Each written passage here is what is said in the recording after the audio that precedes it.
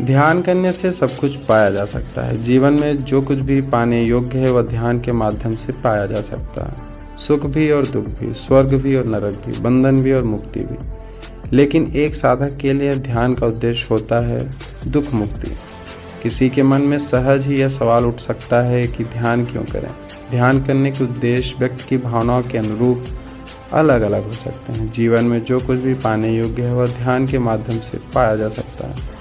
सुख भी ध्यान करने के जरिए पाया जा सकता है और दुख भी, स्वर्ग भी और नरक भी, बंधन भी और मुक्ति भी। लेकिन एक साधक के लिए ध्यान का उद्देश्य होता है दुख और मुक्ति। इसलिए ध्यान दुख से मुक्ति के लिए किया जाता है। फिर सवाल उठता है कि दुख कहाँ से आता है। दुख अनेक प्रकार के हैं जिनके कारण भी अनेक हैं। प्रत्येक कार्य का कोई न कोई कारण अवश्य होता है। यहाँ उन कारणों का 8 भागों में बांटा गया है जिनके समस्त दुखों का समावेश हो जाता है। वे कारण हैं अज्ञान, मूर्छा, चंचलता, हीन भावना, अहंकार, बुरे संस्कार, पूर्वाग्रह और रोग। इन्हें दूर करने के उपाय भी हैं। अज्ञान दूर करने की प्रक्रिया स्वबोध है। अज्ञान दुखों का मूल है। इसकी समाप्ति से सब दुखों की समाप्ति संभव है। स्वबोध में जागरूकता को लौ सतत प्रज्वलित रहती है। मूर्छा के लिए वहाँ जगह नहीं होती। मूर्छा वही होती है जहाँ बाह्य विषयों के साथ चित्त में तत्लीनता होती है। मूर्छित व्यक्ति को क्रिया अक्रिया कार्य अकार का कोई होश नहीं रहता है। मूर्छा अनेक जन्मों के अर्जित कुसंस्कार हैं। स्वबोध इसे तोड़ देता है। मन की चंचलता भी बाहर से जुड़ी है। स्मृति, कल्पना, चिंतन ये सब चंचलता के ही परिणाम है। स्वबोध से चित्त ठहर जाता है और आत्म केंद्रित हो जाता है। चंचलता शांत हो जाती है।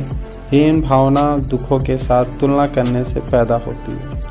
स्वबोध से यह भावना रहती ही नहीं है, वह यह कोई पूर्ण नहीं है। अहंकार के पीछे भी अज्ञान का बोलाबाला होता है।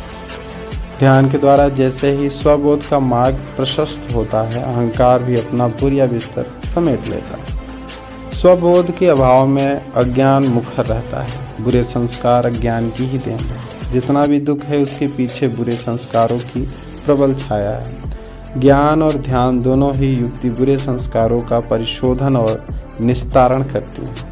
धारणा, मान्यता, अल्पज्ञता, ब्याह परिवेश आदि पूर्वाग्रह के कारण बनते हैं। पूर्वाग्राही व्यक्ति के लिए यही यथार्थ है। वह कहता है, सोचता है और करता है। स्वबोध से इसे दूर किया जा सकता है। आरोग्य का एक बड़ा कारण है जीवन में श्रम की प्रतिष्ठा। आज हम देखते हैं कि श्रम घटा, रोग बढ़ा।